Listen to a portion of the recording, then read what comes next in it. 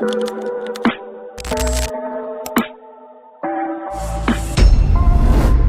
to me is team sports. I thought I was helping. I probably brought more pain, than help. What I always learned from 50 is you show your friends, you show your future. Two men from two teams built in the same city in the same handful of years on the exact same promise. Ride with me now and you'll eat later. Both promises were kept, in a way. Both teams produced men who are still here, still standing, still loyal. The question is what they were actually loyal to. 30 years later, they are still arguing about whether that promise was ever really kept. Not whether they got rich, they both did. Whether the thing they were promised at the start was real. One of them says loyalty means a boss puts you in a position you can own. The other says loyalty means a boss is standing next to you when somebody is actually trying to kill you. Those are not the same thing. 50 does a lot for people, but then people always seem to turn on them. Oh, really? That's how I feel. Oh, well, that's... Yeah, you've been loyal from the jump. Yeah. You're a very grateful dude. And the whole argument, the one that has run for decades, comes down to an old line about a fish. It's not really a question about money at all. It's a question about what a person owes the people who were there before they had any. Give a man a fish, he eats for a day. Teach a man to fish, he eats for a lifetime. So the question underneath everything you're about to see is simple. Which one did these teams actually get, and which one is still feeding them right now? This is the Roc versus G-Unit, but not the way that argument usually goes. Two New York dynasties, born maybe 5 years apart, that came to mean two opposite ideas about what a boss owes the people who were there before the money. This isn't about who had the bigger records, who won a battle, or who sold more in the year 2003. We are going to do something the arguments online never actually do.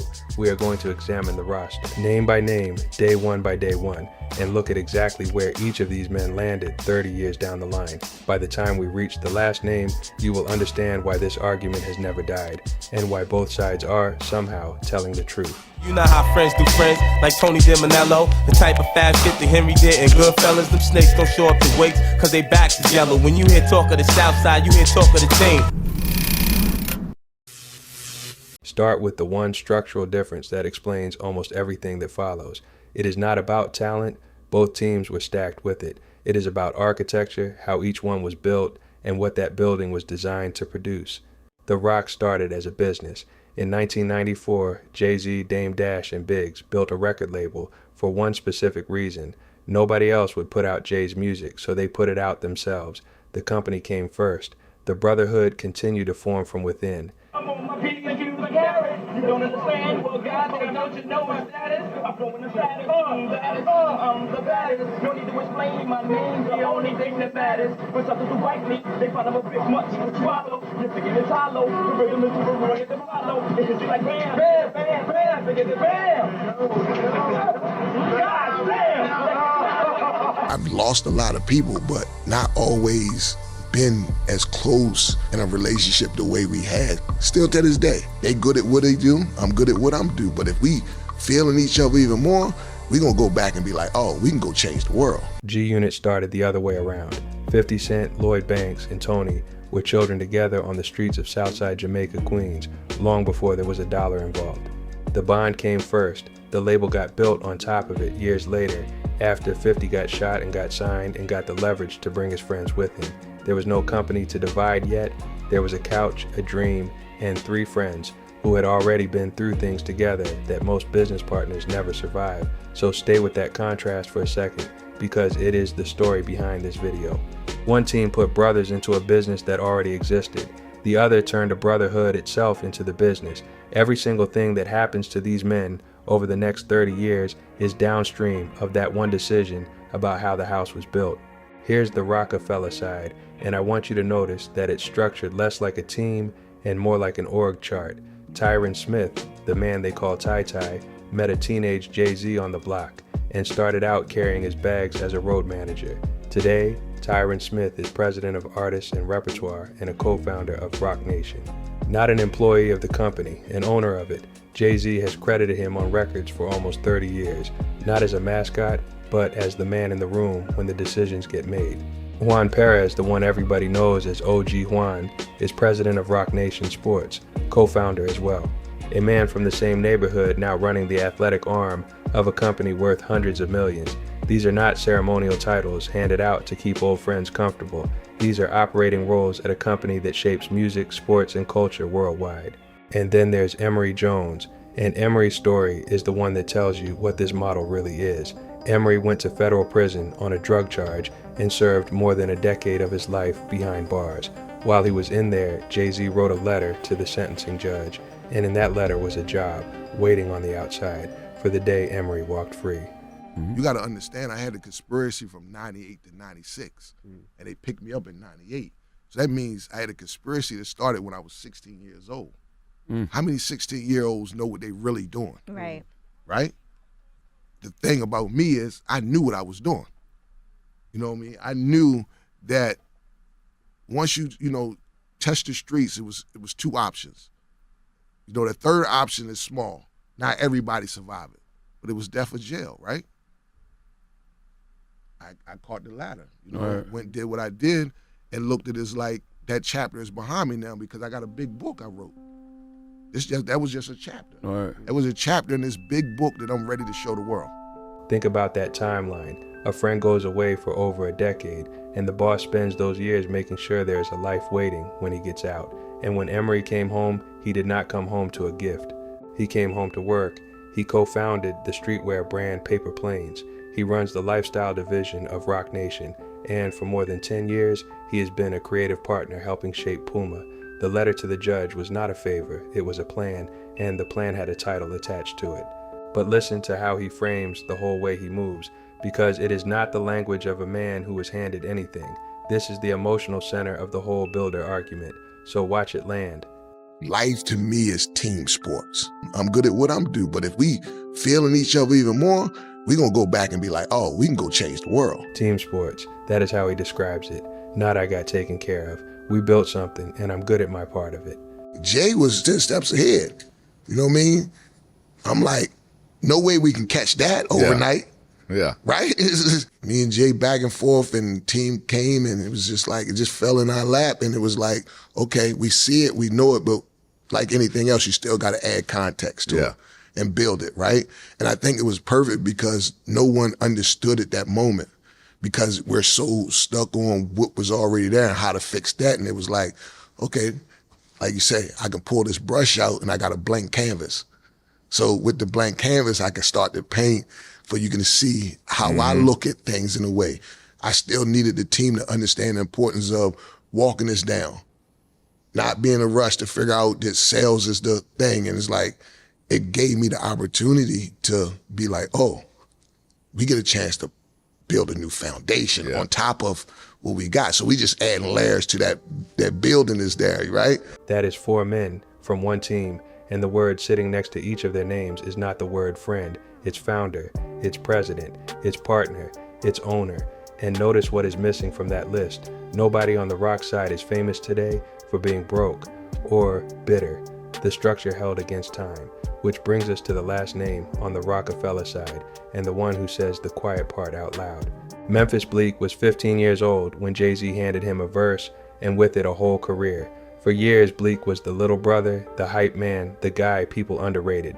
And then, decades in, he walked into Jay's office and told him he wanted to do something other than rap.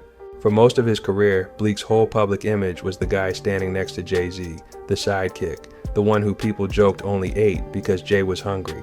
He did not get handed a check to go away. He got brought on board a liquor brand and told, in his own words, let's see what you can do. Like, yo, I've been doing music since I was 16 years old, man. I want to do something different, like something that I think I can't do. And he was like, you ready to put this work in, little nigga? So I'm like, of course, man. He like, come to the office. So I come to the office or whatever. And then he at the bottom, he's like, yo, this new liquor we got, we push it, I want to bring you on board. So I'm like, whatever you want me to do, I'm there. And he was like, let's see what you can do. And what do you do for Duce? What I do for everything, man. Selling these, flipping them pies, my G. I'm out here just going to different liquor stores, different clubs, making deals, flying to different locations in different cities, making deals, you know. I'm basically the liquor store and the club guy. I get them cases moved. Okay. And here's the twist most miss. Being handed a verse as a teen is a fish. Being handed a brand at 40 and told to run it is a fishing rod. That is the Roc model compressed into a single sentence. I will teach you to fish, and when you learn, the pond is partly yours. The mic made him known. The brand made him an owner. One of those he could lose to a younger rapper, the other one is his. So I was able to look at what was going on in the world and was like, oh, shit, I got opportunity in front of me. Now, if that were the entire story, this would be a commercial for one man, not a debate between two. So let's look at the other side of the story and be honest about what's on that other side. The G-Unit structure has real fractures, and pretending otherwise would be a lie. These are men who gave years to a movement and did not walk away with a corner office. Lloyd Banks and 50 fell out for years before they ever repaired it. Smurf, one of the original members, ended up estranged from the whole movement and deported from the country he came up in. Young Buck, another core member, went through public financial hardship that played out in courtrooms for everyone to see. He tells his story now from the outside, an ocean away from the team he helped build. None of my career would have happened from being exposed to the world the way I was exposed if it wasn't for G-Unit. So, I'm grateful for that. You know what I mean? I salute 50 for even that opportunity of giving me the opportunity to be able to produce like I have and continue to, you dig? So, we had a hell of a run. I hate things ended the way that they ended. The bond that started G-Unit did not transition into a circle of ownership, so the builder model looks like it wins by all accounts. 4 men on one side with founder and president next to their names. On this side, the story is harder and more human, and it is not over. And this is precisely the moment you would stop watching, because you're sure you already know how this ends. Don't, because the provider model has a defense that no org chart on earth can answer. The people who quit here are the ones who think a spreadsheet can measure a bond. It cannot. Keep watching. Yeah, so I ain't mad at nothing I've been through in life, because I know what I've been through in life. The average person couldn't go through this, man. The pain, the pressure, the suffering, the mental breakdowns. And I'm still afloat 18 years later, still popping, name still ringing bells, man. The average dude would have killed themselves already being deported. When 50 Cent gave Tony his G-Unit chain, he said something to him as he did it. He told him people were going to try to kill him over it. And then for 20 years, 50 was one of the men standing between Tony and exactly that. And last time I seen Yayo, I was nervous for me wearing my jury. Yo, certain things I don't bring up, I don't talk about because they personal conversations, but he know in his heart, looking me in my eye, he know. He said he was nervous for you wearing your jewelry. Yeah, he told me I was bugging in L.A. A nigga said, yo, you got on the chain in L.A., you bugging. So I nigga, what? I wear my chain everywhere. Fuck is you talking about? I don't care if I was in the coffin. My jury gonna be on me, nigga. Like, nigga said, nah, your name is jury. Yeah, yo, how these new niggas gonna know we getting money if we ain't gonna show them no new drip? They don't wanna hear that old shit. He was like, yeah, all right. But that's kind of some nigga shit, bro. Because you got all these businesses, right? So I get what he's saying when he said your name is, Nah, Memphis Bleek ain't no money. Nigga said I was the wackest nigga on Roc-A-Fella. Fuck out of here. They gonna see this big hurt. It was true. They gonna see this big drip. And by the way, I don't remember nobody saying you was the wackest person on Roc-A-Fella. I heard it a few times. Nah, I never heard that. In the Tyson interview, you said something interesting. You said that when 50 gave you your chain, you said he told you that someone is gonna try to kill you over this chain. So just be aware. You know what I'm saying? This chain I'm giving you right now, they're gonna try to kill you over. Yeah, and he told me that 20 years ago, and they still killing rappers over jewelry. Yeah. That's the part a job title cannot hold. 50 did not put Tony in a corner office. He got in the street next to him when the danger was not a metaphor, and Tony has never once pretended it was anything less. A title protects your income. A friend in the street protects your life. Tony's telling you those are not the same currency, and he is right. He calls 50 a small guy with big lessons, and says that most of what he learned about surviving, he learned from him. That is not the language of a man who feels used. That is the language of a man who feels chosen. At the end of the day, look, 50 is my brother. Banks is my brother. I grew up with them. I loved them to death. Like one time I seen Buck on stage with Rick Ross and giving him that for New Year's. That's not me, nigga. And Tony watched up close what the money did to the people who circled 50 once it arrived. How fast the loyalty ran when there was cash to run toward. The 40-man entourage that shows up for the parties disappears the second the money stops. 50 does a lot for people, but then people always seem to turn on him. Oh, really? That's how I feel. So here's the provider model's entire case, and it is not weak. I was there, in the flesh, when it counted. And a position on paper is not the same thing as a person in the room. You gotta do what you feel is good for you. Yeah. A lot of motherfuckers you see out here came from our camp and built with us. You do what you gotta do. I don't give a fuck what you do. Just keep it away from me and stay away from me and I'm good. You can build a man an empire and still not be there the night it all could have ended. And you can be there that night and never build him a thing. These are different kinds of love. Now you have got two honest answers to the same question and they refuse to cancel each other out. One man turned his day ones into executives. The other turned a childhood into a shield. And you cannot fully own one of those answers without giving up something true about the other. The internet wants you to believe one of these men gave his people nothing. There is a line that keeps bouncing around the comment sections, that Jay-Z doesn't help anybody, and you should always be a little suspicious of a quote that convenient. Because what you just heard says the exact opposite. Jay-Z helped plenty of people into positions they are still holding today, and 50 Cent helped plenty of people too, in ways that never once showed up on an org chart. The difference is not that one boss gave and the other withheld. The difference is the shape of what they gave. So come back to the fish one last time. So the honest answer is not that one model beat the other. It is that they were answering two different questions the whole time. Give a man a fish, he eats for a day. Teach a man to fish, he eats for a lifetime. The Roc-A-Fella day ones got taught to fish, and 30 years later, they own a piece of the lake. 4 titles, 4 men, one pattern that held for 30 years.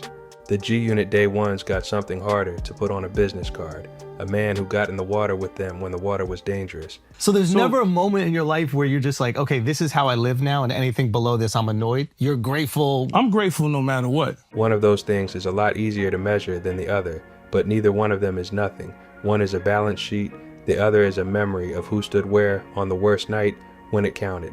Try telling a man which one mattered more. Both of these teams are still standing here, 3 decades later, full of grown men who will defend the boss to anybody who asks. That is not what a con looks like. It's a bond, argued 2 completely different ways. Ask yourself when you last saw somebody defend, for 3 decades, a person who actually used them. It does not happen. The defense is the evidence. Still to this day, they good at what they do, I'm good at what I'm do. But if we feeling each other even more, we gonna go back and be like, oh, we can go change the world. So, I'm not going to hand you a winner. The roster already told you everything a narrator could, because here's the truth. There is no version of this where either of these men gave nothing. There is only the shape of what they gave. Life to me is team sports. You know, I thought I was helping. I probably brought more pain, than help. What I always learned from 50 is like, you show your friends, you show your future. One man taught his people to fish. The other man jumped in the water. 30 years later, they are both still eating and both still arguing about which one of them was love. 2 teams, 2 answers, 1 city that watched both of them come true. You look at 50, right? So when you sell 11 million records, your first album, and your second album comes, and Jimmy Iovine and everybody's saying, drop the second album. And you're saying, nah, I want to put my on. The label's just saying, you sold 11 million records. Drop the next album by yourself, man. Nah, I want to put Buck on. I want to put Yayo on. I want to put Banks on. I want to put Game on. Drop Back for Mercy. He didn't have to do that. If you want to hear these 2 men make the case in their own words, the Bleek and Tony debate that started all of this is right here. Watch that one next, because this video proved the philosophy. Now go hear the men themselves argue it out. But ain't taking care. You goddamn right they ain't. Move him to Battery Park. He can't go back to his mom's crib. They gonna kill him over there. Straight to Battery Park.